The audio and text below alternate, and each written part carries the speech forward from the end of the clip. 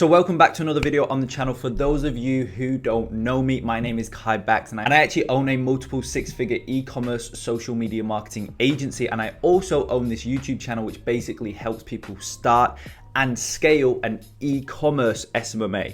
I don't talk about local lead gen, I don't talk about how to get gym clients or restaurant clients or real estate clients because I'm not in that niche. Quite frankly, I don't know the best practices to get a dental client, right?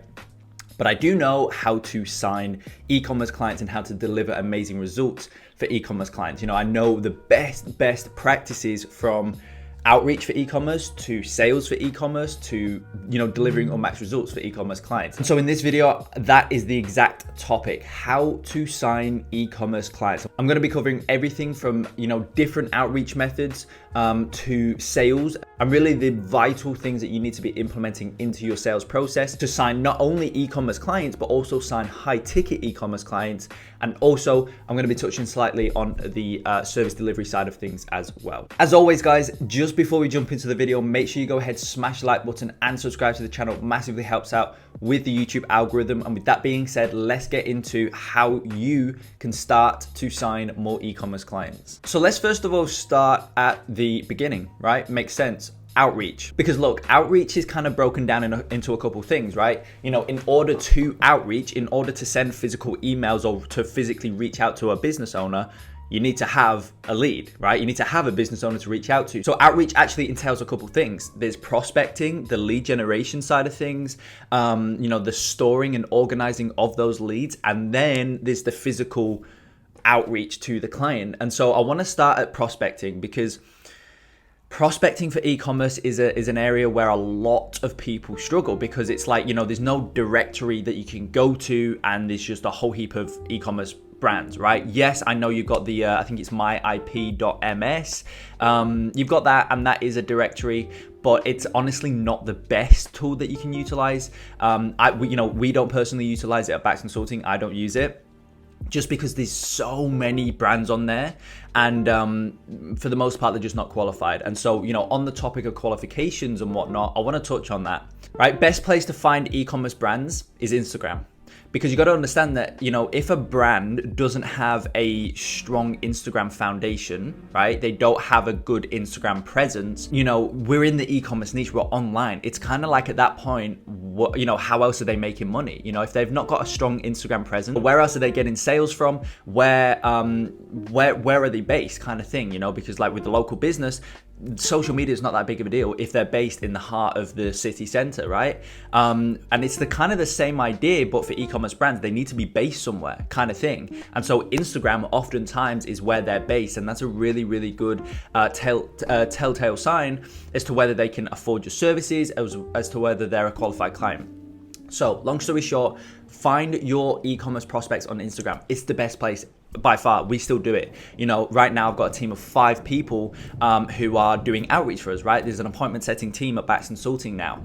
And, we routinely find all clients on Instagram because that's where they're based, and it's by far the best place to find e-commerce clients. Now, when I say, ensuring that they've got a strong foundation, what I mean by that? Well, you want to ensure that their following is substantial, let's say. Their following is substantial, because if it isn't, again, there's kind of nowhere else that they can be based. Now, I know they could be, have 1,000 followers, but be a multi-million-dollar company. But here I'm talking about majority. I'm talking, as I say, there's always exceptions to any rule there is. There's always exceptions.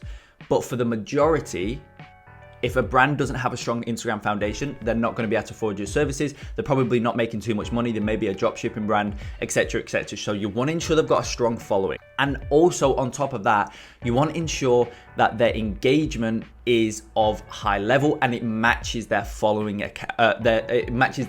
count. Because if it doesn't, you guys probably know what's going on in those types of cases, right? It's very easy nowadays to buy followers, and so that's probably what they've done. But if they've got a strong foundation of let's say, easy numbers, 100,000 followers, if they've got 100,000 followers on Instagram and every single post that they have has got 150, 200, 300, 400, 500 likes and above, that it's not fake, right? That they've not bought it, because if they've got I don't know, maybe 1,000 posts, and you just have a quick scroll through all of them, and you can see that they routinely have multiple hundred likes and comments and whatnot, that they're not fake, right? So that shows you that they've got a very, very strong Instagram foundation.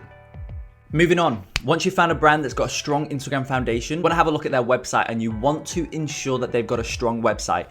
I would honestly say, right, and this is purely from experience, by the way. This isn't me kind of just coming up with this on the spot. This is all from experience. It's what I know works and what I know that doesn't. I would say, from experience, that having a strong website is by far the most important qualification point, and it's by far the most important thing that you must ensure that the clients that you reach out to in the e-commerce niche, again, that the clients you reach out to have is a strong website. Because guys, if a brand doesn't have a strong website, you go into their website and it just looks, it looks messy. You don't really know what they're selling. It doesn't look aesthetically pleasing. It's just kind of like all over the place and whatnot. If you reach out to a brand like that, or you have a client that's got a website like that, then at that point, it doesn't matter how much traffic you push to the website. It doesn't matter how qualified and how targeted that traffic is that you push to the website, namely, from your Facebook and Instagram ads and just your paid traffic as a whole. It doesn't matter the volume of traffic that you push to the website. If it's just a terrible site and it just, looks messy, doesn't convert, then there's literally no point. You're never going to be able to get any good results, no matter how good your Facebook targeting is. Okay, and back when I was starting out, and we still see it now with clients, we have clients with, not the best websites, but we work very, very closely with them to build those websites up, and these were actually inbound leads. We never personally reach out to brands with terrible websites. As I said, we've got a couple clients right now where the websites aren't as high level as we want them to be, but because of our experience, we can help them build out those websites to where we want them to be. But as I say, those leads were inbound, but we can just see it, right? We're getting like a 3-4 unique CTR link click, right? 3 to 4% unique CTR link click. Anyone who's ever ran any Facebook ads before knows that having really anything above a 2% unique CTR link click is really good. These clients were getting like a 3 to 4%. So we know our ads are doing amazingly well. And this is at scale, by the way. This is not spending like $100 a day or whatever. This is spending like $1,000, $2,000 a day. And we're getting these types of results, but the website just isn't converting as well as it should be, right? And it's because their website just isn't high quality, isn't aesthetically pleasing. And so put it this way, for those clients, it's very, very hard to get amazing results. And in comparison to those types of clients, comparing those to our best performing clients, those clients where we're getting like a 10 plus ROAS, and that's not a joke. Like if you follow me on Facebook, you'll see these types of results, right? Our clients who are generating a 10 plus ROAS, their websites are amazing. And it's just black and white, right? It's just completely, it's so obvious where the fall off rate is, and it's the website. So you want to eliminate that problem before you've got the client, because you just don't need it. And so basically the way that you do that is by ensuring before you reach out that they've got a strong website. Now, final point on qualification. I know I'm kind of going on a couple tangents here, but I just hope this video is bringing value. This is just on the qualification points. I want to actually talk through outreach and sales as well. So I apologize if I'm kind of taking this too long, but I hope you're finding value. So final point on qualification is that you want to ensure that the brand's running some sort of ads on Facebook. This is going to come as a surprise to a lot of you, because you may be actually reaching out to brands right now who aren't running ads because they're not running ads, so you can come in and run the ads for them. It makes perfect logical sense. But look at it in this way. Brands who aren't running Facebook ads right now, again, for the most part, there's always exceptions to the rule, but for the most part, brands who aren't running ads on Facebook right now probably is a good telltale sign that they don't believe in running Facebook ads, right? They don't believe in it, that's why they're not doing it. And so on the sales call with those types of clients, you need to sell them on the idea of Facebook ads, right? First of all, you can't sell somebody something if they don't believe in it, right? So you need to make sure that the client believes in running Facebook ads by you selling them on them. And then from there, you then need to sell them on why they should choose you and your agency to come in and run the ads for them. Two things you need to sell them on. Now, let's look at brands who are running ads. Now, again, you don't want to reach out to brands who are running, say 100+ ads, because it's very evident that those types of clients probably have a good strategy in place. Again, always exceptions to the rule. You want to reach out to brands who are running maybe, 5, 10 ads, maybe even lower, maybe just 1 or 2 ads, right? But the reason you want to is because on those sales calls, you don't really need to sell them on the idea of Facebook ads. You don't need to sell them on the fact that Facebook ads work. They already know that because they're actively spending money on it, right? So there's one less thing you need to sell them on. Now all you need to focus on is really why they should choose you and your agency to come in and run the ads for them. So you don't need to sell them on 2 things anymore. You just need to sell them on 1. Selling somebody on 1 thing as opposed to 2 things is a lot easier, thus increasing your conversion rates on your sales calls, and you'll be able to sign e-commerce clients much easier. Trust me, I can see it again from experience. Clients who aren't running ads, it's just a lot tougher to get them on board. Whereas, clients who are running ads, our conversion rates are drastically higher. So now that you've found a perfect brand to reach out to, how do you go about reaching out to them? Well, first of all, you want to find the owner's name and email, and I'm not going to discuss that in this video because I've actually recorded a separate video on that. It's literally how to find the owner's name of e-commerce brands or something like that. Posted it pretty recently, so just go ahead and watch that if you want to know how to do that after you've watched this video, of course.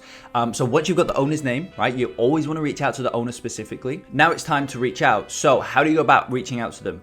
Guys, I can tell you again from experience, the best way to reach out to e-commerce brands, to e-commerce owners, email outreach. Now there's 2 ways that you can go about it. There's just an email, physical email, right? Plain text, or you can leverage Loom videos. Now, again, I'm not going to touch too much on that in this video because I've got a multitude of other videos on this channel going through the best ways and whatnot. But one thing I'll kind of tell you right now, be very open about our strategy right now in terms of email outreach. We are actually asking owners, so we're leveraging both plain text email as well as Loom videos, which is basically like an audit, right? We're basically sending out emails to the direct owners and we're asking prospects if they would like to see a case study, basically. And that case study is where, one of our clients right now, we've spent, I think it's around 60, 70K, and we've brought back in almost $1 million actually at this point. I checked the other day and it was like 920K. We're basically going through that case study. And so we're asking prospects if they want to see it. Basically what will happen then is they'll respond saying yes, and then we'll send over the Loom video. This way, we're not wasting 10 to 20 minutes of our time sending out a Loom video to a prospect who's just not interested. Rather, we break that barrier initially by, really highlighting exactly who's interested by getting them to tell us that they're interested, and then from there we spend our time sending a 10 to 20 minute Loom video, going through that case study first of all, and then also we go through their the specific prospect that we're reaching out to. We go through their current landscape, basically really highlight some things that they could be doing better and all that type of stuff, because at the end of the day, that's why we've reached out to them, because we can genuinely see that we can be of value to them. So we really highlight that in the Loom video, and then from there at the end of the Loom video we pitch the call, which is basically the sales call, the discovery call, and from there we go on to that sales call and we sell them. And that's basically our outbound prospecting process, if you like, as of right now at the point of recording this video. Now I'm always changing it up, always optimizing it, changing it, making it better as much as we can.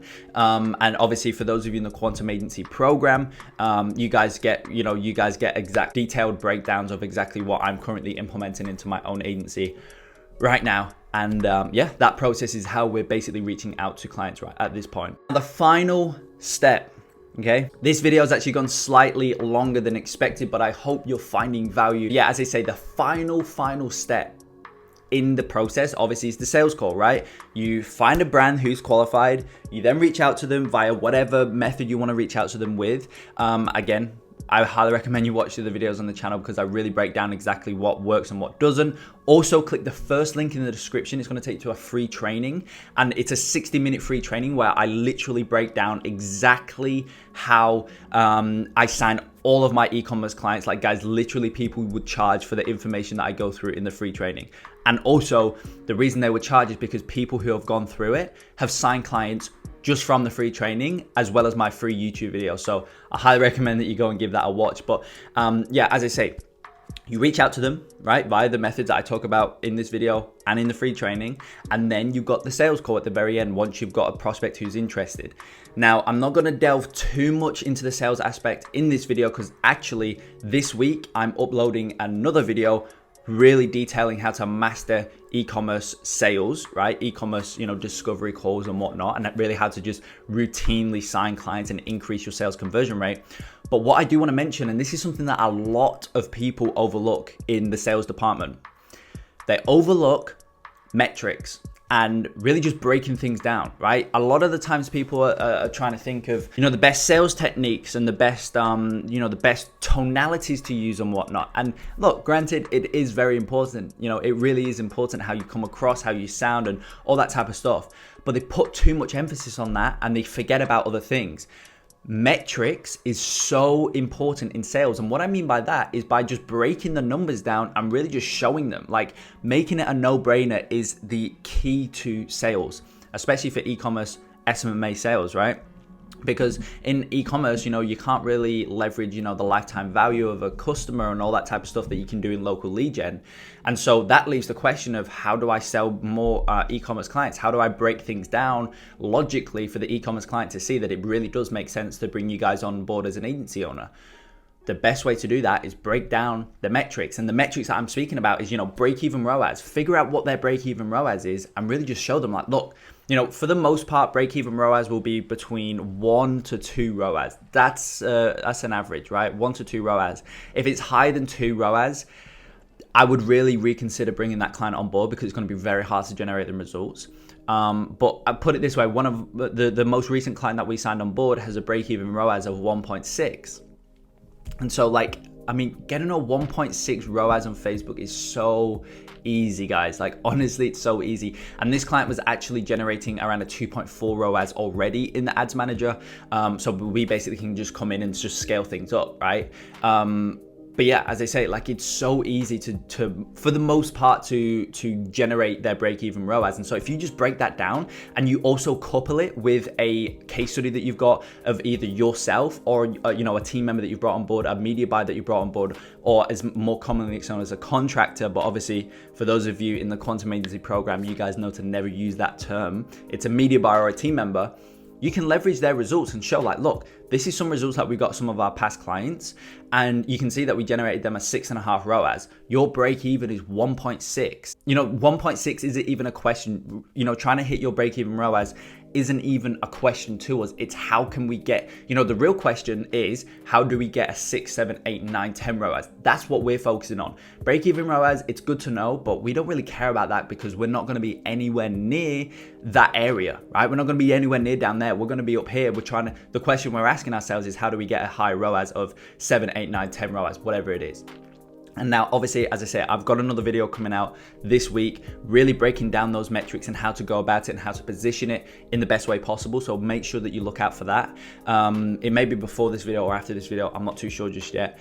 But just that, I just wanted to give you an idea and really just show you kind of certain things that you need to be focusing on. Don't worry too much about your tonality, right? Again, it is important, but don't worry too much about that. Just focus on making it an absolute no-brainer. The way that you do that is by focusing on metrics, focusing on the numbers, and really just breaking it down and just showing them like, look, it's a no-brainer, right? So guys, bit of a longer video. I hope you found value. I hope it gives you a better understanding of kind of the entire process of how to have no client there in front of you, to finding them, to qualifying them, to reaching out to them, to then getting them to book in a call, and then how do you hop on that call and sell them in the best possible way. So guys, as I say, if you did enjoy the video, make sure you go ahead, smash the like button, subscribe to the channel, and I will see you in the next video.